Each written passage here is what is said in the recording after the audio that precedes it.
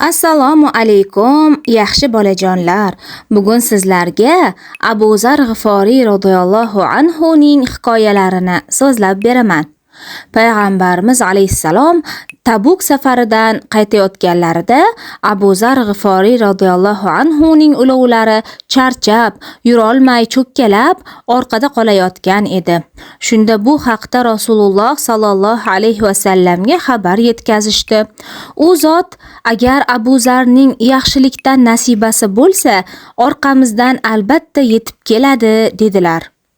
Tuya oqsoqlanib yurolmay qolgach, ustidagi yuklarini yelkasiga ko'tarib, karvonning orqasidan yayov yura boshladi.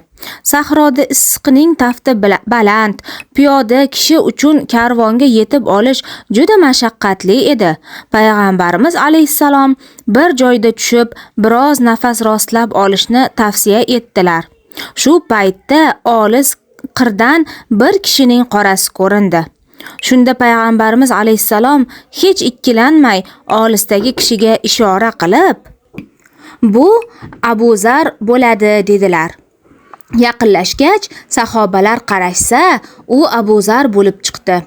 Shu onda payg'ambarimiz alayhisalom Abu Zarni Alloh taolo yorlaqasin, yolg'iz yurib, yolg'izlik holatida o'lim topadi va qiyomat kuni ham yolg'iz tiriladi dedilar.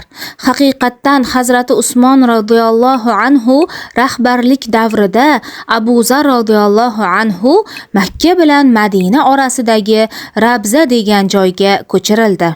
U joyda biron qo'shni bo'ladigan odam yo'q edi. Manbalarda payg'ambarimiz alayhisalom bashorat qilganlaridek, Abu Zar radhiyallohu anhu o'sha joyda yolg'iz yashadi va vafot etdi deyiladi.